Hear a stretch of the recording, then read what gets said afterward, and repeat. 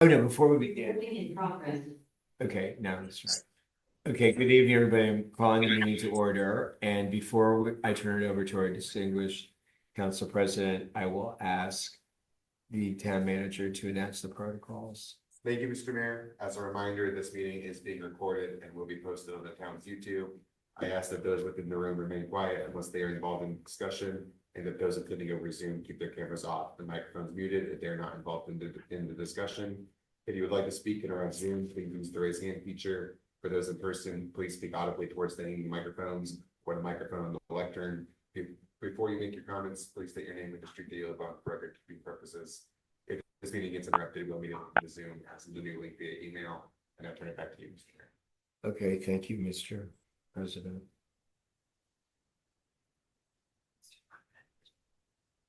Good evening, everybody. I guess this is when I take over. Yes, sir. All right, so we have an agenda here that hopefully will finish early. Let's see what happens. The second item on the agenda is report from Ed Mulheron here on snow removal operations from recent snowstorms. Are you ready to report? Certainly. And just because of the Zoom, Okay. and then everybody can see you. All right. We'll just begin when you're ready. Well, we had quite an event, as we all witnessed. Certainly. It was very challenging for a number of reasons, because the snowfall went for approximately 24 hours straight. We had a couple of gaps here and there, but for the most part, it was a full day. The other big problem was that it was extremely cold. Not only did it take a lot of time to clean up, but the efficacy of the ice melt and the road salt and all that stuff is, the colder it gets, the less effective it is. So it just took a lot of time and material to get it cleaned up. All right. Okay, well, let me say something. So first of all, so we haven't had a major snowfall in what, like 5 years? 4 or 5 years. And, previous to that, I guess because of global warming or something, we don't get snowfalls anymore. But and Ed, how long has Mulheron incorporated in our snow removal contract? Like 15 years? I was gonna say 20. 20 years. And previously, I sort of was on duty 24 hours, and now since the last couple of town managers, they've been in charge, but I know how difficult it is, and you have been so responsive. We got overwhelming compliments this time, and EJ did a great job, having never, he doesn't even come from snow country, right?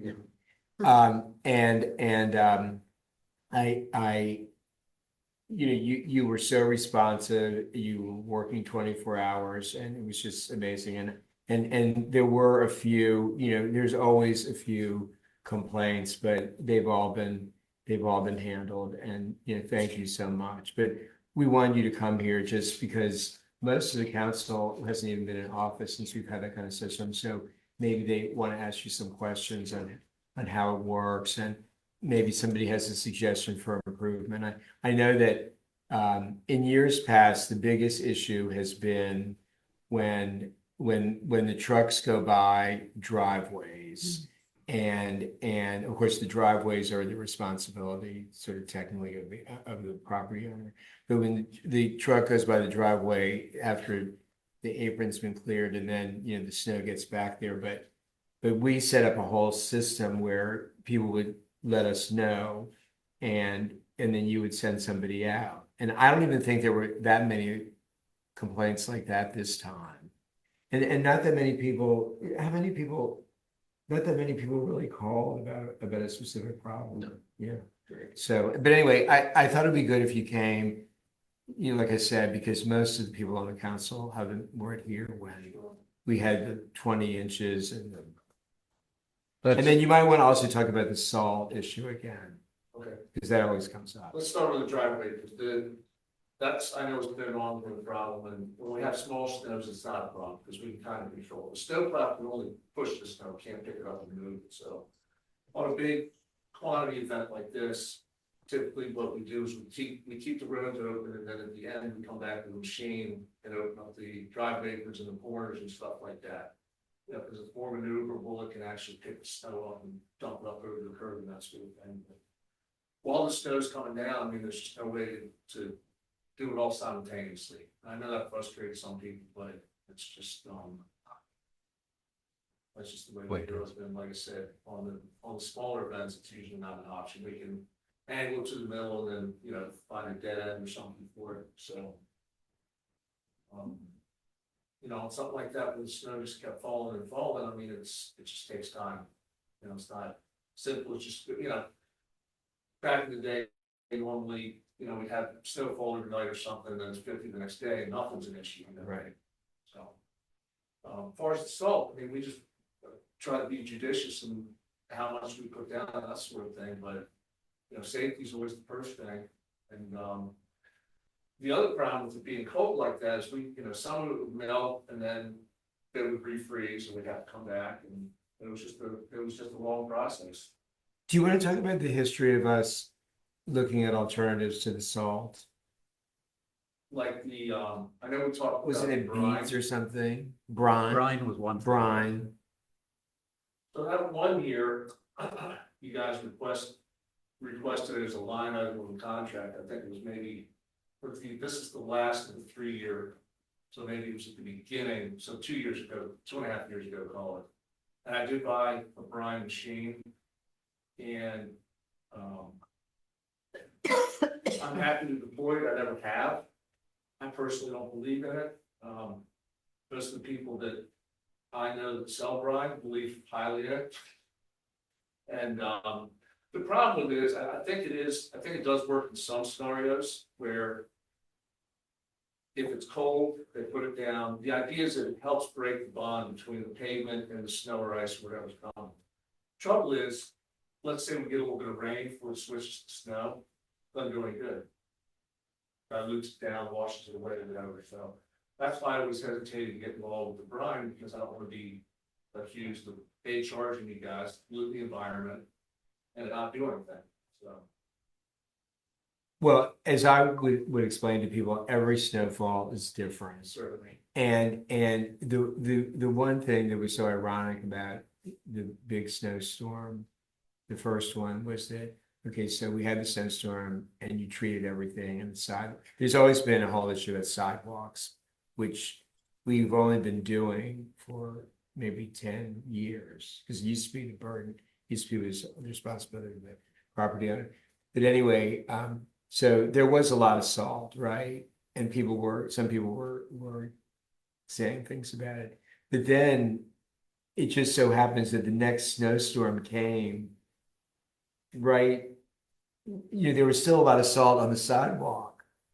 So when the next snowstorm came, that snow was treated by that salt that was on there. Exactly right.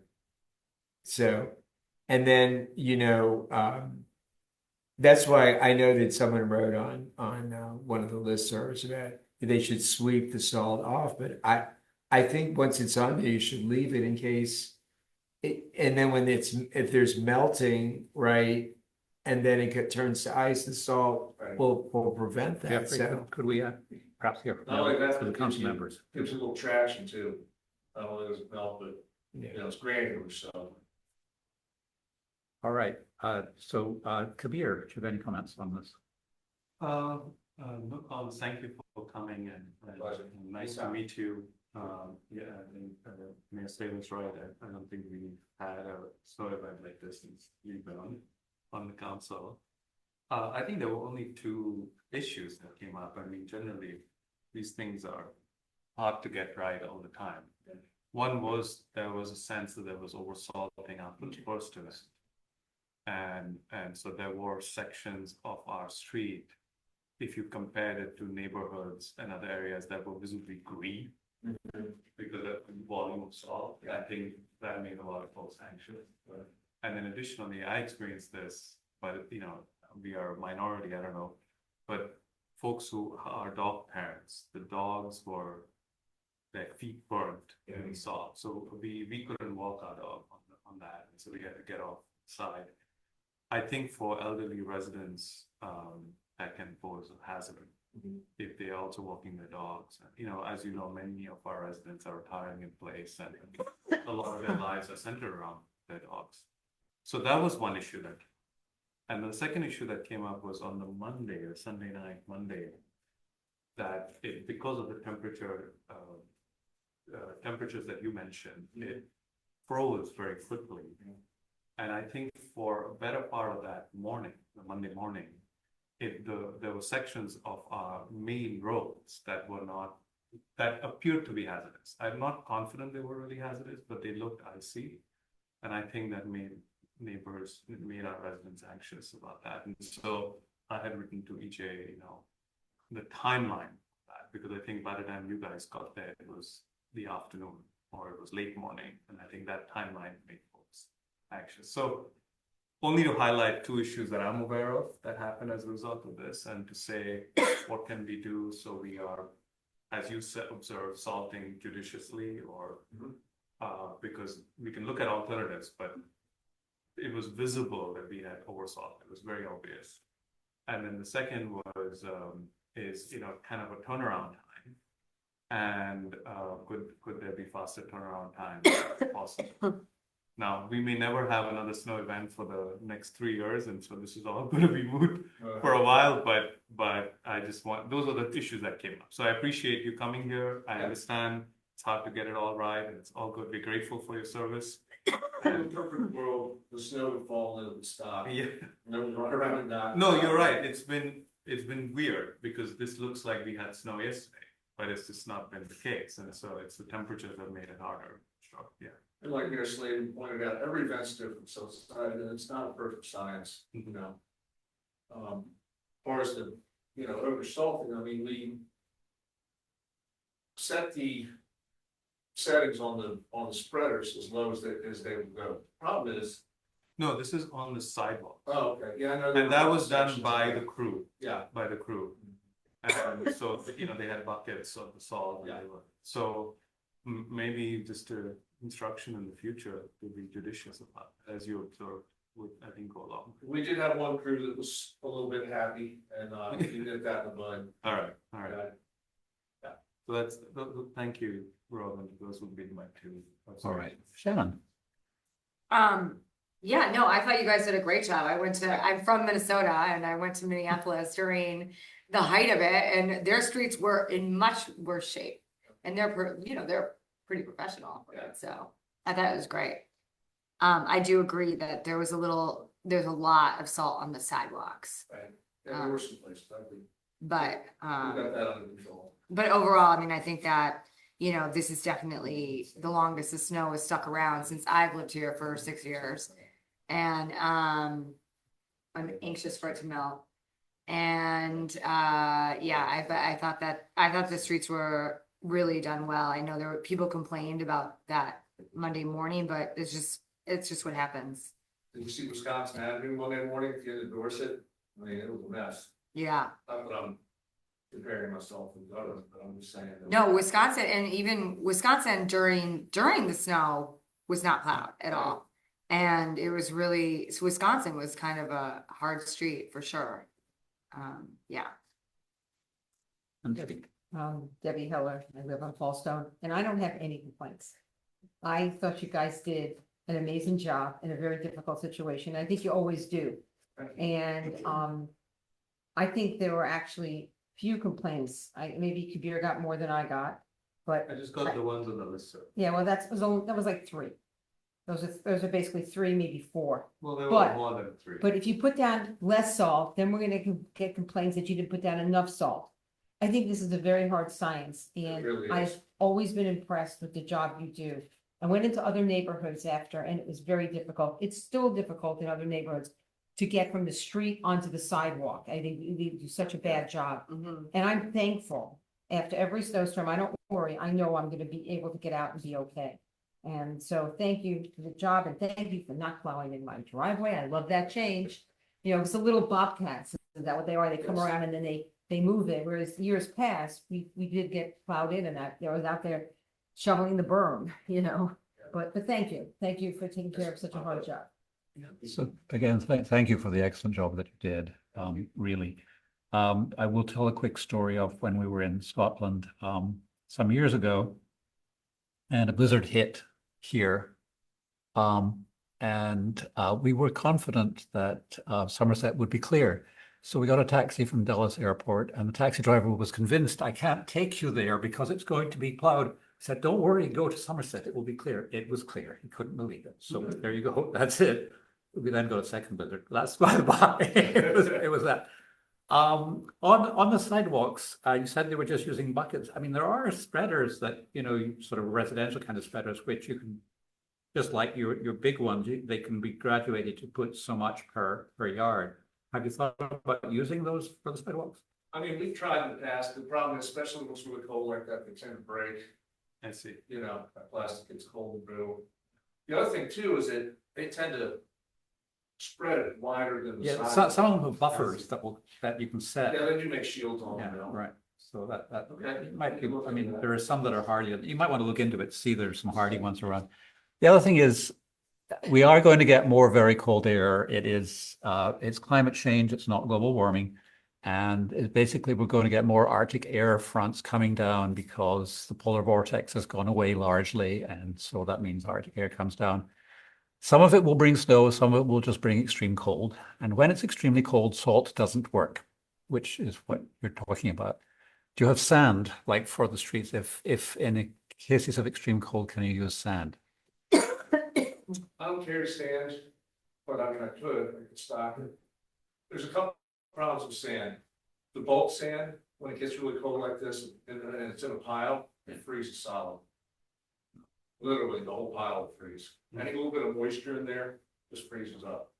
Is there anything you can use in extreme cold then? Pardon me? Anything you can use in extreme cold when it's less than 18 degrees, which is, I mean, I guess we could use bag sand, maybe mix it. I mean, back in the day, excuse me, the county had a road mix that was like half sand, half salt. I thought that was great. Yeah. And for whatever reason, they switched to straight road salt, but yeah, I think sand mixed with the salt is good because you get the melting and the traction at the same time. and keeping that kind of thing in store because we are going to get more extremely cold weather. It's what's going to happen might be a good Yeah, get a idea. pallet or two of bag sand. Right, Yeah, Right. okay. So- But that'd be a little bit less expensive too. right. Yeah. Okay, that's it for me. He's not here. He's not here. so Oh, I he thought does you not- said he was on. No, that's why I checked. He's not. Okay. Sorry, hello. Oh, he is here? Yeah, Sorry, you're labeled as iPhone on the screen. I realized. Apologies, I misread the invitation. I thought it was a Zoom only meeting. I just didn't see anything about a meeting in person, so I apologize for not being there in person. But I did want to add just a few thoughts on the snow removal. First, I thought removal and clearing was outstanding. It was prompt, it was continuous, it was effective. My only question I have about the salt, because I am concerned about the amount of salt put down the sidewalks after the snow, like at this point where the snow is basically gone, but there's still a lot of salt on the sidewalks. Is there any way to clean it up? And I realize that might require in the future a modification to the contract, but can we get some sort of little cleaning machine to go over all the sidewalks? I guess anything's possible. I mean, we could certainly take leaf blowers and blow it off, something like that work, you think? Well, part of the idea is to remove it so it doesn't just settle into the groundwater. Right. I can look into that. I'm sure we gotta make some kind of sidewalk sweeper. I don't have one, but I can certainly look into that for you. Okay, thank you. Sure. All right, thank you very much. My pleasure. See you next snowstorm. Okay, thank you. Yes. Yeah, Have a see good you evening. in 5 years.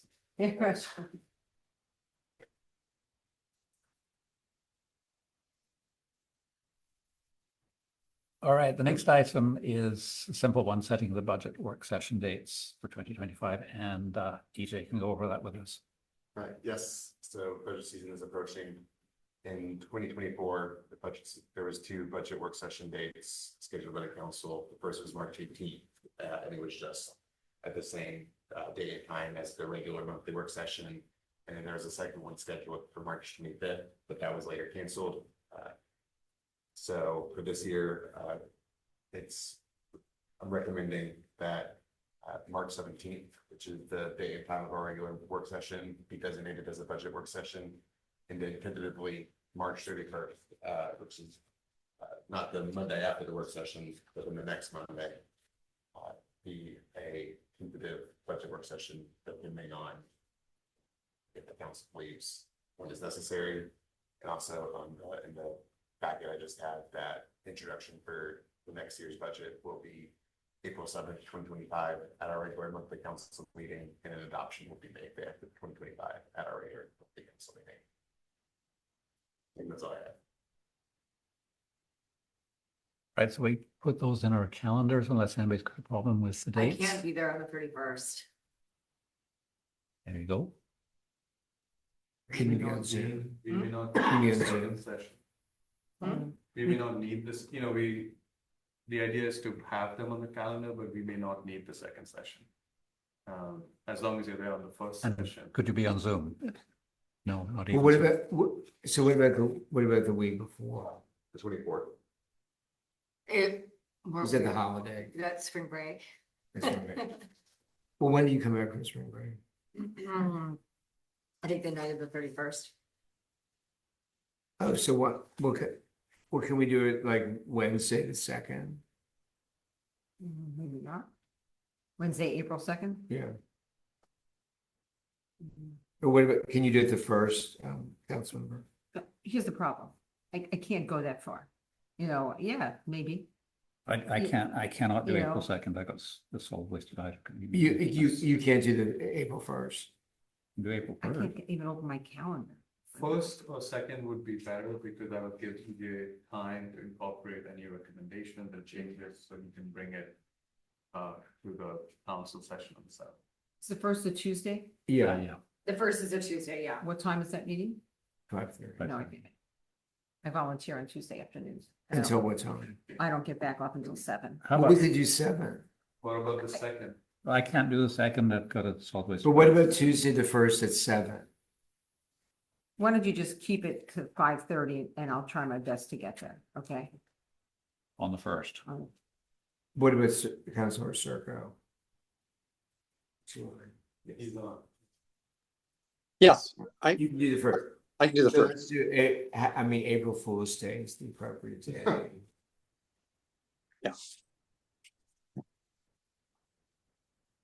Already on our calendar for April 1st. It's on my calendar. Is that replacing the work session on March 17th, Mr. Mayor? No. Oh, well, we do, it's a combined. What we've been doing recently is we've had the budget and then we had like a half-hour work session. Ah, gotcha. So can you do that? You don't usually. I'm available on the budget, first. Yeah, I probably don't need to be at your budget work session. But we'll let you know, but usually if something's pressing, we have. But can everybody do April 1st? Yeah, I can. Yep. But I mean, 5:30? honestly, if you can't get there till 7, we have these meetings at 7. No, it's okay. That's okay. I'll cut out early. Okay. 5:30. Okay.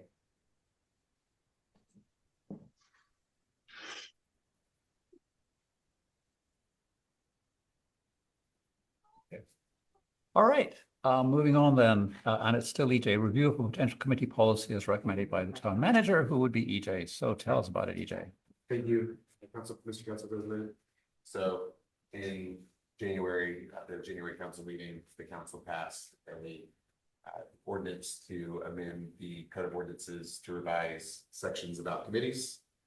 Primarily just made it where the council liaison could call a meeting in the absence of a chair, and that committees now will operate at the same time as the fiscal year, so that the calendar year. This committee policy is designed as sort of a companion to that, just clarify and codify some elements of the committees that so far have been unofficial. So I'll quickly just go through them all.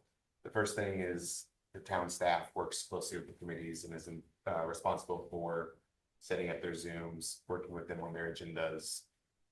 This just, so the first part of the policy officially identifies that a member of the town staff, which in this case would be the deputy town manager, would serve as the town staff facilitator for the committees and be responsible for assisting them with making sure that they're following all Somerset and state law and rules, drafting agendas, Zoom meetings. The second is that at the beginning of now the fiscal year, the town staff would work with the committees to set an annual schedule of meetings so that we have a bit more foreknowledge for when committees are meeting. Of course, they don't necessarily changes might happen. But just like council, the council sets their schedule for the year at the beginning of calendar year, the committees would do similar. Third is the budget requests. Since each budget season, committees can make budget requests. It's kind of just establishes what that process looks like. And then finally, it adds that there's this Maryland Open Meetings Act that the council and committees have to follow. This just kind of reminds the committees of that and has it where at least the committee chair needs to complete the online course offered by the state. And then lastly, that each committee needs to have a mission statement approved by the mayor and town council, just as so there's a general guiding principle behind the work of the committee. And that's everything in the policy.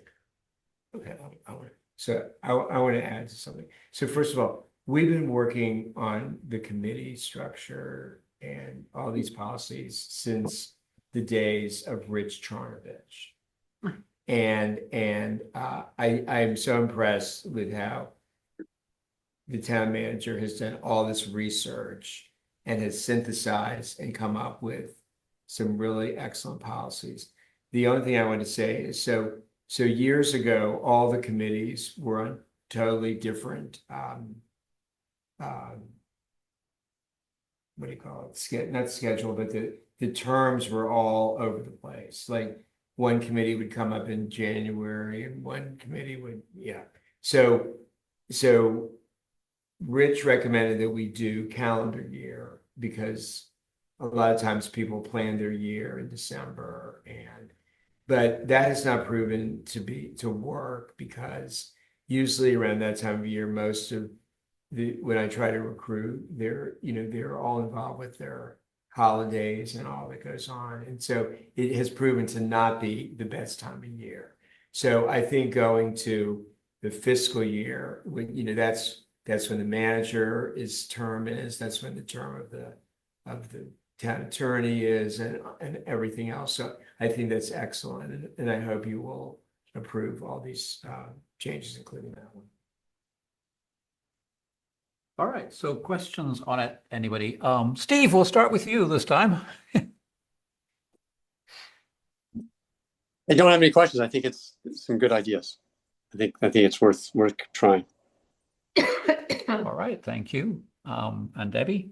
I think it's great. I just wonder if by chance you've heard EJ from anybody, you talk this at all with any of the chairs to see what they think, if they're I've Give talked me with them about pushback. some of the general ideas, Yeah. but not the policy itself. But when the ideas have cropped up, I haven't heard any. no pushback. But Okay. remember, this is pre-introduction. I know. Yeah. I just wondered if, he's heard like, no, I'm not gonna do that. Haven't heard anything. I don't think they would. I don't think anybody would. I think they would like all these ideas. Shannon? Yeah, I mean, I think that, I think it's a good introduction. Right, and Kabir. All good for me. I mean, you're basically codifying what is common practice.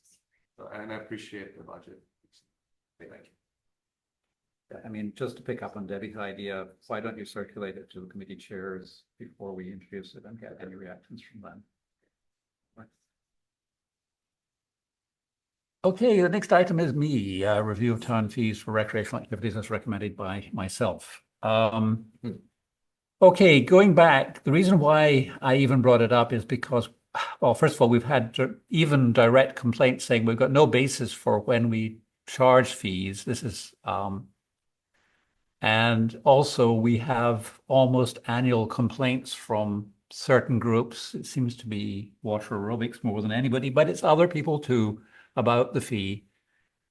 And so I think it's good for us to develop a consensus around when we have fees and how much the fees should be, so that there is a basis for deriving fees and saying, no, we don't need a fee for this. That's really where it comes from. So what I'm saying is, think about a continuum that goes from, at one end, it's an activity for the public, bang. And so it's our roads, sidewalks, street lights, the town staff, all that is for the public. There's no private anything in that. It is completely for the public. We expect that taxis to pay for that, no question, right? At the very other end of the continuum, when somebody rents the town hall for a private party, we expect them to pay a fee because it's entirely for their benefit, all right? So at one end, it's one person getting a benefit. At the other end, it's all of the public getting the benefit from streetlights, from the roads, whatever. But there's a continuum there, is what I'm saying, that sometimes it's a broad section of the community that gets the benefit. Sometimes it's a narrow section of the community that gets the benefit. The town pool is a case where a broad section of the community gets the benefit of it. The tennis committee and tennis, it's a narrower section of the community. And similarly, when you get into these activities in the pool, whether it's morning swim, water aerobics, swim team, whatever, those are narrower activities because it's a fewer people who are involved in each of these. So what you say is the continuum is that as you go up the continuum, there's less and less, there's more and more of taxis get involved. As you go down the continuum, down to the very private person, it's more fees are involved. So that's the scale. The only other thing I'm going to bring up is trash. We think of that as a public benefit ourselves, and we do pay out of property taxes, but in fact, our county charges fees for that. Interestingly, a number of counties charge fees for that. And that's residents. Fees for the residents, and we actually pay a fee ourselves for trash from the county, which is surprising because we pick up, we pay for trash ourselves here. No, but we get the money. We do, back. well, yeah, we now get our money back. Yeah, well, we get it back by a formula. We used to only get it back based on whatever the county executive and council wanted to give us back. Right. Because So anyway, that's the concept. And I mean, what do you think about the concept? Because we could write it up as a policy along those lines, and then we would have something so that when a group says why we charge a fee, we say it's a narrow benefit. That's why we charge a fee. Obviously, the amount of money we have in our kitty also affects things. So that the more money we have, the less we need to charge fees. So and that's actually what happened with the town pool. We originally did charge a fee for the town pool until about 2000. And then we got more money because wealthy people lived here, is basically what happened. And suddenly we didn't need to charge for the pool. And so that is to say, when you have more money in the kitty, then you can move further down the scale and cover, narrower and narrower, if you like, off the public. But at some point, there still is fees down the scale so that you don't get the case of letting people use the town hall for free. So that's it. Can I just say something? I'm so glad that you're raising this issue because it's, a very important one, especially when some fees, I don't understand what the purpose is.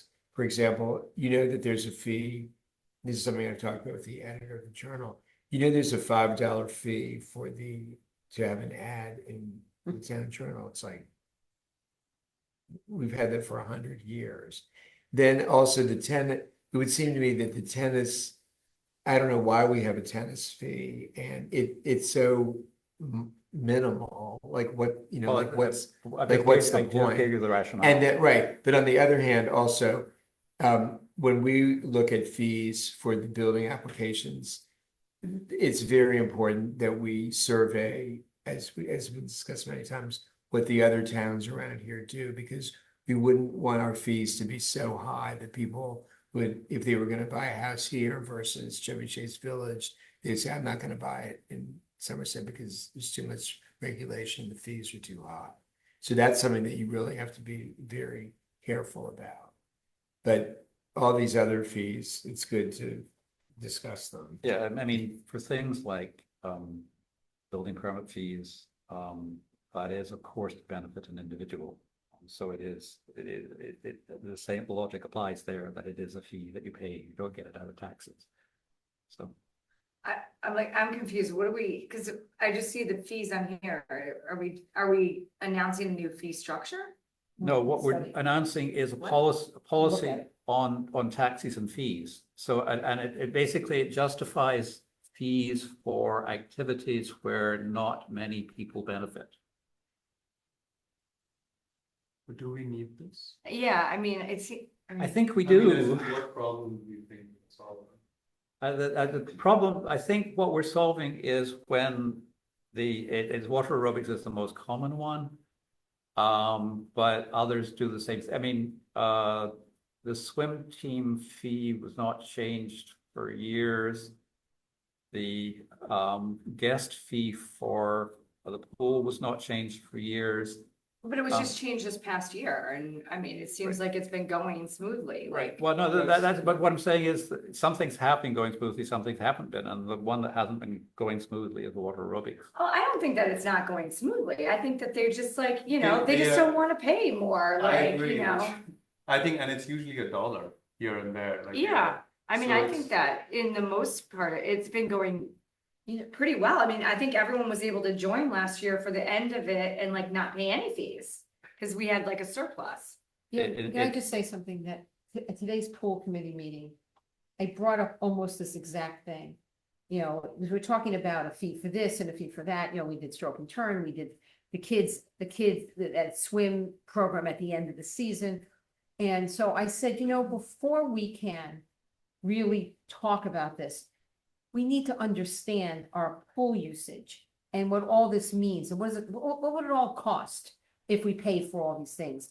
You know, so I did task our economists on the committee, Howie Edison and Russell Green, to figure out what are the questions that we need to ask and answer, and how are we going to ask and answer them?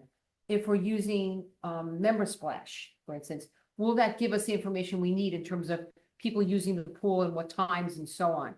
Because I don't think we can, I understand, Robin, I know this is a little bit of a segue from this. I understand what you're saying, and I totally agree with how you're thinking about this. But I think we need to, what are the questions that we need to ask before we can do this? Because if we don't charge any fees, what is that going to do to our budget? What's it gonna do to our taxes? So I think this is a larger conversation and an important conversation, actually. Yeah, I agree. I think on that question, what is the implication to our budget? Peter Tynan, who's the, I guess now it's the FRB, Finance Revenue Budget Committee. EJ and I met, and we are going to propose, have a fee conversation as part of the budget conversation. Because I think last year we wanted it, but we were not organized for it. And this year we thought, let's have one of the work sessions where we focus separately on fees and tie it to costs and tie it to what the implications are for the upcoming fiscal year. So we can look at it from that angle. I think, to your point, Robin, I've always had the view, I think it's similar to what you're saying, but it actually takes us to an interesting place for the tennis courts. I've always had the view that we provide the infrastructure, taxes, we are the sort of stewards of the town's tax dollars, and we provide core infrastructure. And any services above that should ideally be cost recoverable. That's been my take on this, and that's why I've been okay with the fees. For that purpose, actually, we shouldn't be charging for the tennis courts, but if those guys are happy for it, I don't want to mess with that system, because that's infrastructure we provide to the town. just like the pool. But I mean, But if you do a party or an event, or you do a special tournament at the tennis courts, then you pay a fee, because we might need town staff time, we might need to pick up the trash. We might need to do things that actually we incur costs as the town. So, but I agree with your overall logic that there's a continuum, that's how I've thought about it. right, yeah, and it's with your, with that analysis, the problem is you've got operating costs as well as infrastructure building costs, and obviously the operating costs of the pool are high. The operating costs of the tennis courts are still there because we have to resurface the court Yes. periodically, but they're not as high as the pool. Yes. But that with all that said, that's a general discussion on how much we subsidize. And I said, what this guidance is suggesting a way to structure that, which is it's the number of people who benefit derives the amount of subsidy. It's tricky, like the pool, I've had conversations with, like Mr. Vaswani, for instance, he will say, well, I don't live in the town. I mean, I don't use the pool, but I live in the town, so there are a lot of people who are not, see the pool as something that is a town. Yeah, well, I mean, So you find I yourself personally do not with a lot of use, services. yeah. I mean, what percentage of folks actually leverage a town hall, So it gets a little slippery if we go down that path of counting usage,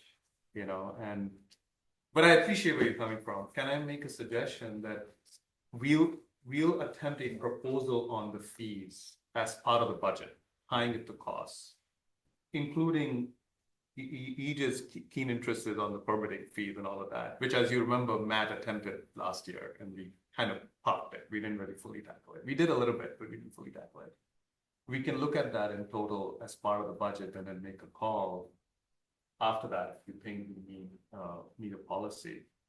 Yeah, That well, would be my I mean, suggestion. I'll hand it to the budget committee and say, just Okay. use that structure if you want. Yeah, but I've had a similar orientation that we have to provide the core infrastructure. That's what we are stewards of the tax dollars. And anything above that, we should ideally be cost recoverable. Now, water aerobics, you want to quibble over $1 difference, $2 difference. Let's not give them grief on that. Has been my philosophy, as I've learned over time. My first year, I really gave them grief on it, and then I realized it's not worth it, because they care. It's a $1, $2 difference. So will the budget committee then look at all of these, the whole list of fees? Because if so, I have to give you some more lists. I'm appreciating your comment that I did not realize that there were other There's things. others, Yeah, which so I we would- may want to, you can, I'll if you send want you to. an email Yeah, with what the others, and yeah, so you can we look can at the whole incorporate those. picture, because We there's can a get those. picture here. Yes, we can incorporate. Yeah. All right, well, let's leave it there. If Kabir seems to accept the idea of taking it to the budget committee, so that's good. Okay, but there's one thing I want to say. So we have to look at this all globally, because when someone says, well, I don't use the pool, well, that you don't use it, but that's your choice. Yes, And you exactly. use it. It's also contributing to the value of your house. Yes. The same would be like, well, I never drive on Greystone, so I don't care if that. Okay, Exactly. No, you're right. I'm So- going to have so we have- it, Rohit, to Hannah For just that matter, now. tennis Yeah. courts also do So we have to contribute really value look of at our- all this globally, that it's all, and I personally don't think that most of these things, there should be any fees. We should just come up with systems to There's some wisdom in that line of let thinking. people, There's some wisdom in that line of thinking. the- Well, let's I don't attempt agree that with as a budget process. Let's attempt that in the budget. Yeah, Wisdom I don't agree with, again, but- just to speak Rohit Khanna's line, because he'll do it if I don't do it, which is that, yes, if you accept that the pool adds value to all of our homes, those of us who use the pool get extra value beyond that compared to those who do not use the pool. Therefore, it's an argument for paying fees at the pool. Now, that's what he'll say, trust me. Yes. but that's just one person. Well, of course, it's just one person. What I'm trying to say is that what we're saying is that when it's a broad community value and we have the funds in our budget anyway, without raising taxes, then we can cover it. Exactly. I think it's a town value. We are choosing to deliver this as a town value, and that's Right. something we want to keep going. it's a good. It's a huge value. I mean, Yeah. people want to live in this town Yes, because. we True. attract new residents for that reason. I Yeah. think the tennis True. courts are also in that Yeah. bucket. It's something to consider, actually. I agree. There are community members who get no value from it, and that we've got to bear in mind. Anyway, I think we've enough discussed this one enough, so move on. There's a preliminary discussion on the potential revisions to the town code in regards to the established building line. Okay. EJ. Yes, the most exciting topic that the council is discussing tonight. So this is, I'm bringing this forward just as a preliminary discussion. There's no actual official proposal by the staff. But basically, the town staff has recently noticed an inconsistency between how the county defines the established building line versus the county. And it basically is specifically related to cul-de-sacs. So basically, the county makes it very clear that they do not count pipe stem, wedge shaped or flag shaped lots when establishing an EBL. We do not make that assumption, or we do not make that clear, which leads to, as Ron has written, the absence of that text may indicate an intention by the town of Somerset to include those lots. On the other hand, there's a similar argument that lots around the cul-de-sac past the end of the road should not be considered by the town. So basically, the issue is if a project comes forward that involves that is involved in a cul-de-sac and needs an established building line, this issue could come up about which purpose of which way the council would go. Historically, I do not know the reason if the EBL line was established, if there was a specific reason. And so that's why the bring forward to this council. I don't know if Ron or Doug wants to comment on it at all. Sure, yeah, I can do so. So when issues with the code come to light, we bring them to the council's attention so the council can decide whether the code should be amended. The question here is whether the code is, as it appears to staff, capable of multiple interpretations. The council should consider clarifying the code to clarify and confirm which interpretation is correct. So there can certainly be inconsistencies between how the county imposes building regulations and how the town does so. That's expressly allowed by Section 2509 of the land use article of the Maryland Code. The town can be stricter in its building regulations. With respect to the established building line front setback, the town code provides there's a minimum setback that you apply, but if there are homes that have already been built on the street that create a larger setback on the ground, then that larger setback should be applied so that a uniformity of front setbacks can be maintained for that particular street. Where the code is potentially unclear in this regard is how you treat the established building line when the road isn't perfectly straight. And here we have a cul-de-sac that has brought this issue to our attention. The issue is resolved clearly at the county level. The county says they don't include homes that are around a cul-de-sac or pipe stem lots in the front setback calculation. The town code doesn't have that same exclusion. So to me, that could indicate when the town adopted this provision, the decision was made, we want to include those homes around a cul-de-sac.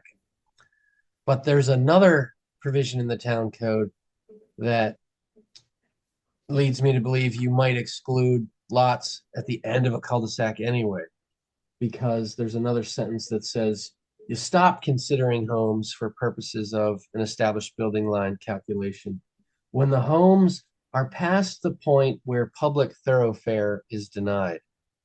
So if you picture where the street ends at a cul-de-sac I read that to mean you wouldn't consider homes that are beyond where the street ends. Of course, where the street ends, is subject to interpretation. So the council can study this issue. Don't have to make a decision tonight. We just wanted to flag it so that it's on your radar as we might amend the code the next time. I would just add, for the benefit of your discussion, to me, one of the primary purposes of a front setback regulation is, again, to preserve the uniformity of setbacks along the street. When you have a street that is straight, that generally means someone standing on their porch ought to be able to look left and right and have an open vista, an open streetscape. Whether that same intent and purpose applies when you've got neighboring lots around the cul-de-sac, it will be for the council to determine. One could argue once the street starts to bend and curve, then the uniformity of setbacks may not be as important. On the other hand, you did as a town expressly not adopt the exclusion for the houses around the cul-de-sac as the county did. So that's the issue. Again, when we find that the code is capable of multiple interpretations or not clear, we bring it to your attention so the code can be amended and building permit applicants can have a clearer understanding of what is and what is not allowed. All right, thank you. So it comes down to whether we want to modify our code, whether it's to make it more consistent with the county code or modify it in a way that makes it less ambiguous as it is apparently ambiguous now. So that's where we are. Steve, do you have any thoughts on it? Yes. I think there's value to the town as a whole to have the extra established building line setback. I think it creates more openness in the town. I think that applies equally to cul-de-sacs. So I'm not sure we need to change anything in that regard. In terms of clarification, I think the council has demonstrated our ability to consider exceptions, like we did recently for the significant home renovation project where the entire home as is was in violation of the established building line requirement. So I'm not sure this is a problem that needs to be solved. All right, thank you. And Kabir? I'm trying to understand it, but I'm not, to be honest with you, I need to understand I actually did not understand Ron's presentation. I'm so sorry, Ron. No problem. That's not a challenge for me, but I was struggling, and I didn't want to admit my foolishness, but I was struggling there. I think I'll say some things on a principle level. Like, I'm comfortable if our code is different from the county code. I'm comfortable with that. I think we want to make sure that the differences don't create undue burden on applicants or undue burden on a permitting process. So that I don't understand if they would. What might help, Mr. Town Attorney? Maybe could you? Yeah, I can break it down even more. Give a hypothetical example. Yes. Sure. Yeah. Sure. So think that would let help. me back up a little It's bit. very, too. this is real legalese stuff. So- Yes. Yeah. Okay. So, I mean, as you know, the town code imposes setbacks where a building can be located on a lot. And we have a general minimum 25-foot setback for a front lot line. So a building has to be at least 25 feet away from the front lot line.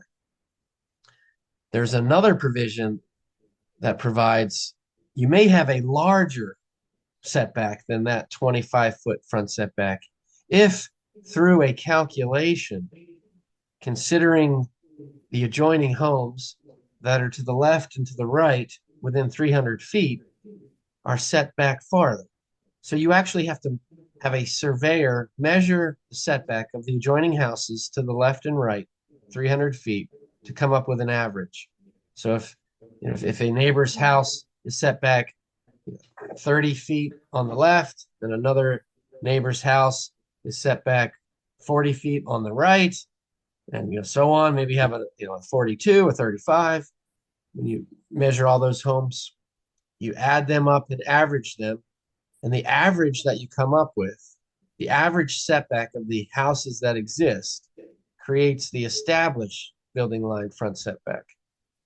So I'm not going to do the actual math because I forget the numbers I gave you, but let's just say the average comes out to be 43 feet. The average of those 4 homes was 43 feet.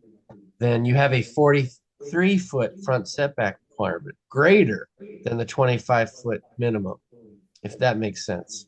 Yes. And where confusion sometimes results is, what homes do you consider in that calculation? Well, if it's too far away, you don't consider it. If it's beyond an intersection, you don't consider it. If it's on a corner lot, you don't consider it. If it was, built by a variance, etc. There are lots of reasons why you don't consider an adjoining property for purposes of that calculation. And the county's not going to consider a house in the calculation if it's on a pipe stem lot. Pipe stem lot is where you've got a lot behind your house and they have a narrow piece of land. That's the pole of the flagpole. If you picture the lot as being a flag with a pole, and that narrow strip gives them access to the street. The county says we're not going to consider those because that's not part of the streetscape. If the house is actually in the back and only connected to the front by a narrow pipe stem. Also, the county says we're not going to consider wedge-shaped lots. And so, around a cul-de-sac, the lots are typically wedge-shaped because of the circular frontage. I'm not certain of the rationale why the county has excluded wedge-shaped lots. It's not as obvious as pipe stem lots. The town code was modeled after the county code with respect to established building line calculations, but the town has the ability to pick and choose what it likes and doesn't like from the county approach when it adopts code language. And the pipe stem wedge-shaped lot exemption was not adopted by the town. Okay, so So, what's the proposal here to so, add that specific element or some other element into the code? so the question is, do you want to amend the code to make the rules clear? So we could amend the code to say, for example, unlike the county, wedge-shaped lots are included, or flag-shaped pipe stem lots are not included, but wedge-shaped are. And you could make the rules more clear. And then for the town, another issue where clarification might be helpful is the code says we're not going to consider lots that are past the point where the public thoroughfare is denied. So we're not going to consider lots after where the street ends. So, we could clarify, what does that mean with respect to a cul-de-sac? Does that mean, only the lots on the north and south end of the cul-de-sac are included, and a lot past where the road ends and the cul-de-sac begins?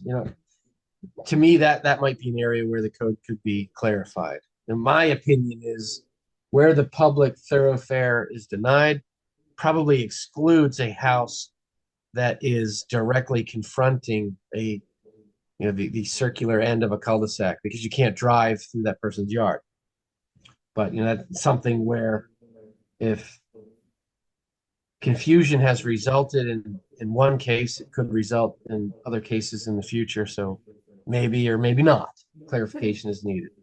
And yes, Shannon, you had a question.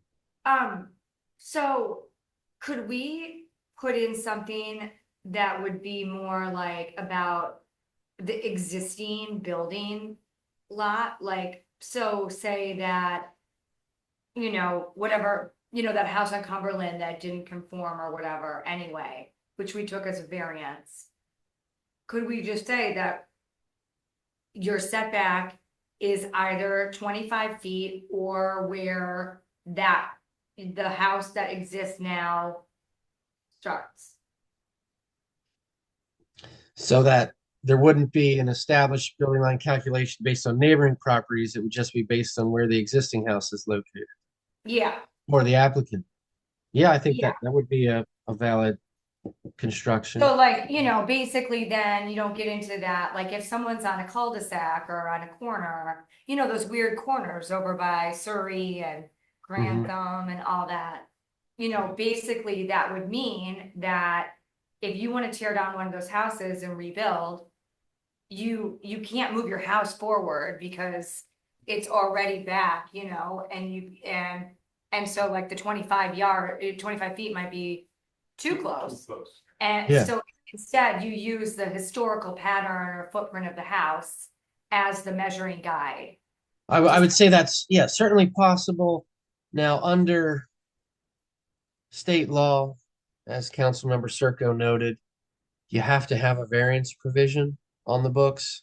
So you would, still have to consider whether a variance is justified in that case. And I would also say that, generally speaking, your setback requirements are based on some, initial intents and purposes, policy decisions as to what's reasonable, basically. And so with an established building line and with a minimum 25-foot setback, there's a general understanding that the setbacks should at least be 25 feet. And if the purpose of the front setback is to preserve the uniformity of setbacks, then an established building line, an average, makes sense. So with that example, Shannon, I'd want to make sure that, if you have an anomaly where someone has a huge lot and their current setback is 100 feet, it might not be reasonable to say you have to maintain your 100 feet forever, even when your two neighbors might be at 35, 42. Right. So that's where the established building line is. Can I The step in? average is meant to bring into play some fairness of a calculation. Ron, let's hear from other council members too. Yep. Kabir, once you understood it, if you go. No, I mean, that was helpful. I'm still not at the point where what really we need to change, and that's worth changing. I'm still not there. I liked Shannon's idea. We could address that and still have a variance provision. For the example you gave, Ron. But I don't.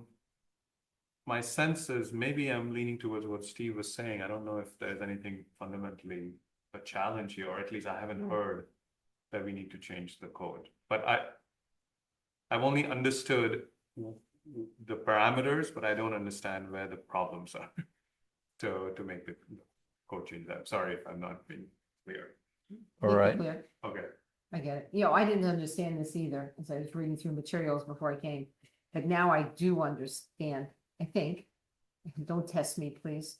But I like what Steve said. I think, Kabir, you're right. I like what Steve said, that, I don't know why we have to change things now. I think it's always healthy to look at our policies, and I'll take it under advisement from Ron.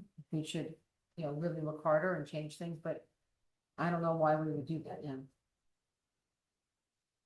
All right, well, I'll bring up, what may be a counter. I'm just going to say that it is expensive to propose a variance because it nearly always involves a lawyer who you have to pay, a surveyor who's done the work beforehand, and it's your own time, of course, when you are working on the variance.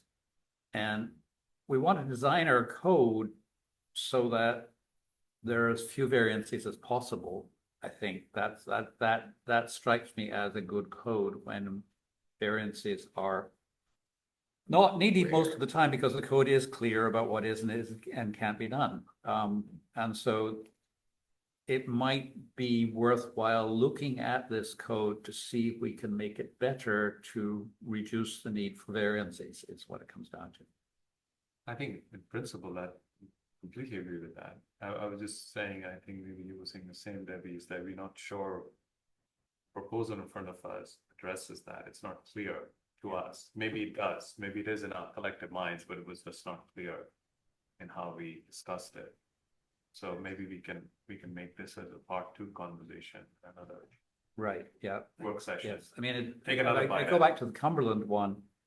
It was so easy for us to say, of course you can do this, that was it. But how much money have they spent to get to that point? That's it. Fair enough. Well, then if I could have 10 more seconds, what we should have said at the outset, if it wasn't clear, is that, first, staff had one interpretation of the code. A property owner raised a challenge as to whether that interpretation was accurate. I got involved and I came up with a third interpretation. So the point being, there are multiple interpretations that are possible. And so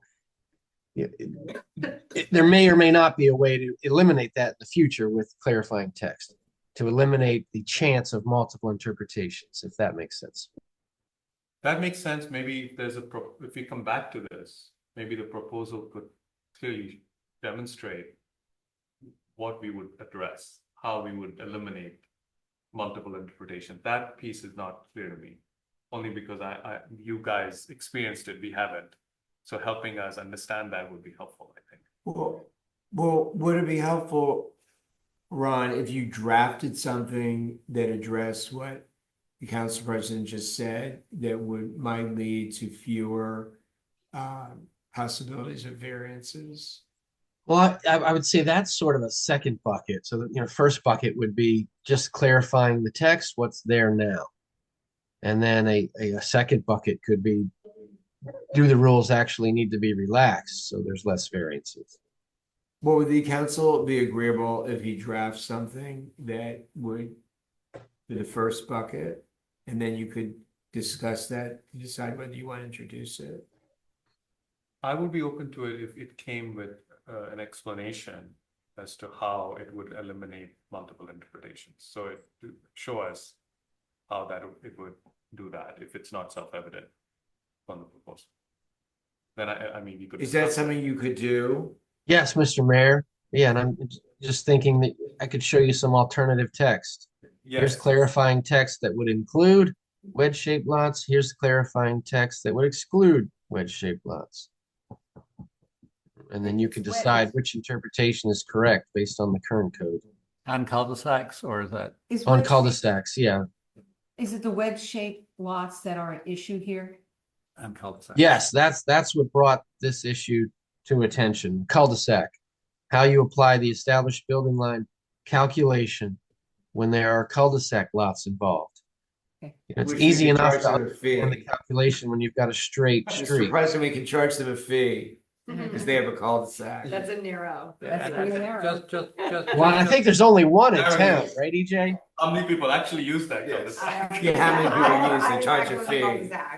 And just for the record, without the established building line, we still have the minimum setback rule. So that is still there. Understood. Understood. All right. But Ron, this is Doug. are you? Yep. Yeah, Doug's the same. Doug. I think Doug wants to say something. Just Ron, there are 2 cul-de-sacs, one on each end of Trent. Two, okay, yeah. So point being that there's not a lot of impact. Just the 2 cul-de-sacs that we have to keep in mind. So do you want him is it okay if he drafts something that for discussion? Or not? I think it's up okay, to but the if we three only of have you. 2 houses that are in question here. Well, I mean, it's. 2 cul-de-sacs. Is Yeah. there a Cul-de-sacs. cul-de-sac on the bottom of Essex? Yeah, the bottom of Essex is virtually a cul-de-sac too, Bottom isn't of it? Fallstone? And- Essex? That's not a Well, cul-de-sac. there's a cul-de-sac on Trent. Well, Yeah, that Trent was is captured. the middle The thing. bottom of Essex, bottom The of middle Fallstone thing. are both Well, that's like cul-de-sacs 10 at the homes. end. No, Surrey, I mean. There's that little cul-de-sac on Sir where Barbara. Oh, right, Maurice- right. Yes, Oh, there yes, is, three yes, court. down Yes, at the that's water, right. That's yes, cul-de-sac. right. Is it three court? There are cul-de-sacs all over, all right. And then okay. also where down on Greystone in the end, isn't that a cul-de-sac? Yeah, kinda. Yeah, Okay, that's we've what got I- lots of I see it cul-de-sacs. as a cul-de-sac. Wouldn't you see the Essex? I mean, And I think Essex Debbie, Gardens. I think Councilmember Heller's house is definitely a cul-de-sac. Yeah, in fact, I better rebuild it. Sorry, guys. Made a mistake. Bed shaped. All right, so anyway, our town attorney is going to draft some language for us that hopefully will clarify the code, and we'll go from there. And we move on to item 7, which is the new year town manager's report. Thank you, Council President. If it's available to the council, I would like some more time to work on this report and delay this forward to the February council meeting. Good, we're running behind time, so that's great. Perfect. Yes, Good okay. idea. So then it's now the report on the State Highway Administration meeting on River Road that happened last month, and Kabir has agreed to give us some. Oh, no, there's another item before that, MC. Oh, yes, right. Sorry, yes, that's the closed session. Update on MC 11625, which, you're right, I missed that. Our town attorney will give us that. Ron. Yeah, so as you'll recall, we submitted a bill with the help of Delegate Solomon that is currently with the Montgomery County delegation to clarify building regulators authority under section 2509 of the land use article. Planning staff has submitted proposed edits. We've reviewed those, come up with some what we think is mutually acceptable language. The delegation, Montgomery County delegation, was interested in hearing planning staff's recommendation, so this has been a helpful exercise. Also, the Montgomery County Council was asked for a position. They met in work session today and unanimously voted to indicate their support for the bill. So it's nice to have the county council's support. And next, we'll expect the planning board's opinion possibly on Thursday. It's when they'll be meeting to discuss this, and then hear back from Delegate Solomon on what the next step will be at the county delegation level. And I'll keep you informed by email. Thank you. Well, let me just say something. Our town attorney has done an incredible job. And also, we need to thank the leadership of Mayor Irene Lane of Chevy Chase, the town of Chevy Chase. Because it wouldn't have gotten this far without her. That is a good question. All right. Well, and Mayor Slavin's political guidance, because Yeah, some of us are new at this, but yeah. Mayor Slavin knows all the turns. All right, so we'll start with Debbie Heller, who does seem to have a question, so Oh, yes. I thought we were done, and I was butting in. Ron, from that meeting the other night that Jeffrey and I both attended with you, I got the sense that the group wanted to suggest that we go with putting in this legislation that we should what was it, Jeffrey, give say that it'd be okay possibly to have duplexes. Where is that now? So I don't think any of the municipalities that I represent have yet taken a position on what additional housing types may or may not be acceptable. But with respect to clarifying existing building authority, found it acceptable as suggested by planning staff to have the code expressly provide, consistent with the opinion issued by the Attorney General's office, that municipal authority includes single family houses, duplexes, triplexes, quadplexes, and other building types, cottage clusters, up to, and townhomes up to 4 units, having up to 4 units. So that that's the text that's currently proposed. Okay. All right, I think I was just confused about something. So I mean that that would that would prevent in the future regulation imposing setbacks on structures that have more than 4 dwelling units. Those aren't allowed by zoning now. And the county would have to change the zoning to allow that. But that's happy to discuss that further if the council wants to get into the policy issues there now.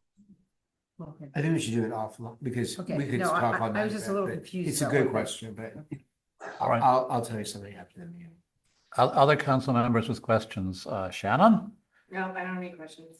Steve, No questions. Thanks for the update. and Kabir. This was on my calendar, so I joined the meeting. But I joined much later, so I didn't get the Ron's update, but I witnessed the discussion. And it seemed like there was a lot of uncertainty. And then I think at the end, there was sort of a vote that was taken to see if people wanted to move forward. It just made me think maybe if it's possible to give the council an update in writing, maybe like this is what we propose, this is where the discussion is, this is what might be coming, just so that we have it at hand. And because it seemed like it would be useful for the council to get the full picture on that. Did you see Ron's email to us this afternoon, which is largely the update? Oh, it is? Okay, Yeah. I'm sorry, I did not see that email, but that's great. That is there. That's awesome. All right. Well, now it is your turn, Kabir. So report on State Highway Administration meeting on River Road. So Robin and I attended a meeting that was organized by Mark Corman, and there were other local government officials with a presentation from the State Highway Administration on a study that they have conducted to assess sort of pedestrian, non-motorized traffic on River Road from Little Falls, so right abutting our neighborhood, all the way to Springfield Road, which is just past Dorset. So that section. As you know, over the years, there have been multiple accidents and incidents, including, I think, at least one biker who was killed. Yes. And so in fact, they presented the crash history, which was pretty difficult to see. Bleak. And in fact, I think the husband of the bicyclist who was killed was there. He also spoke, and there were others there as well. And the bottom line is that they are taking a number of steps to make it more pedestrian safe and bicycle safe. That's the bottom line. And there are a lot of sort of small and slightly big steps. It was my takeaway. And the small steps are to actually reduce the speed limit in the section of River Road outside of our neighborhood, just approaching Little Falls. So reduce that speed limit as traffic is leaving DC onto River Road. That is one of the proposals. That won't happen right away, but they're working on that. The bike lanes will have, those plastic protrusions that clearly demarcate that it's a bike lane. As you know, on River Road, it's right on the road. There's just a line that's painted on. So to give clearly show, kind of for the drivers to know that that's a bike lane. They're going to add that piece. And then there, a lot of other things where, like what is that ice shop? Talbot's. I think there's still parking on the driveway, so it blocks the sidewalk. So clearly demarcating that so that no one parks there, cutting the shrubbery and trees so there's, the visibility is very clear.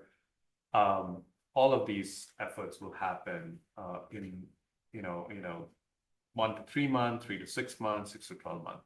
Did they mention anything about crossing, that death-defying crosswalk? Yes, I don't think that particular, yes, they mentioned that they're going to make one of those a continental crosswalk. What does that mean? That it has clear markings on the road, but I don't think it's that one. I think one of the other could be a continental crosswalk. You need a light. Yeah, they will install coming on the other end of River Road, coming into that from the Dorset side, signage telling drivers, reduce your speed, signage saying bike lane is about to start. So there'll be a lot more warning coming into that choke point to slow down. Mhm. And their assessment is this is going to make a difference. Mm. So I think overall, good efforts was my takeaway. But if we have ideas that, we would like to post them, I think they would be amenable to that. A light, Uh, a light on that I- crosswalk, because Light it's on- not Where's safe. the crosswalk? It's the one up by the gas stations. Uh-huh. So you pass the gas stations before Whole Foods. Yeah. Actually, you under come out the of bridge, Wiss. effectively. Oh, under the bridge. And Yeah, that's the the one you're bridge. talking about. It's like basically there's no light there. It's a pedestrian Yeah, yeah, crosswalk. yeah. And it says you gotta stop, but, I mean. People don't notice people Right. on that side and they're speeding coming in. So Oh, yeah, That- we never cross there. their assessment was that reducing speeding on both ends coming into that choke Mhm. point That's a good idea. will make a huge difference. Yeah, they are taking the speed limit down to 30 very soon, And if and they have a longer term plan to take it down to 25. if they're looking for suggestions, they need a light there. Okay. If there's anything you've heard from residents or our own collective experience, because that's a big Right. part of, I think, resident life, is that part of River Road and Yeah, I think we can convey The that. one thing that you didn't mention, Kabir, that I'll bring up is that they have received a grant from the federal government. The state highway administration has received a grant from the federal government for a plan for complete separation of the bike lanes, so that the idea is that it just doesn't run by the road, it runs in the territory behind up to the Capitol Crescent Trail. And we did learn that the reason why people use that bike lane is to get access to Capitol Crescent Trail. So To design it similar to the area by the new Giant. I don't know if you noticed the bike lanes there. They've done a very good job of it. There's a clear sidewalk, road, bike lane designation. And so they want to make all bike lanes look that. Yeah, they need an extra light because, No doubt. yeah, like all that traffic bottlenecks there. It's death Like with defying. McDonald's and people not being Yes. able to pull in, and the drive-through and like. The it's- changing lanes, the turning Yeah, lanes are there. yeah. It's a nightmare. I think, I mean, I'm glad they're focused on it. I think these seem like good ideas Mhm. overall. I think what my concern was that it'll take them some time to implement all of this, they'll just drag on.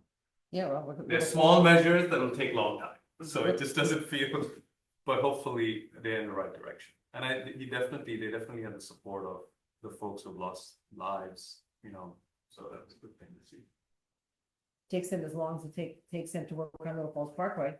Which is gonna still got 2 years. I Well, won't have it there- done until the end of the, That is also Spring. dangerous. there is, as I know, no opposition to the improvements that they're putting. But definitely ideas, if folks have, and what we can do is actually, I can circulate the study. Yeah, If you folks can do want to that, eyeball it, yeah. I can identify pages you may want to look at. Well, the people that are opposed are the commuters from north part of the county that they want to be able to. They want to speed zoom through. Speed yeah. through, yeah. Okay, That's They want to get to protocol. DC for And- work. and the or leave problem- DC. This The problem is that our people represent them. Yeah, So they well, have- all right. Okay, so there is some. Oh, so opposition. like if you commute from Potomac into like wherever. Or vice versa, when you're leaving the city, you don't want a slow moving. That's why we can't get a street light at Greystone. Hmm. Which we need. Mm. All right, any other questions on this from anyone? No? All right, thanks, Kabir. Last item is the executive session to obtain legal advice from the town attorney. So that means that we need a motion to go into executive session.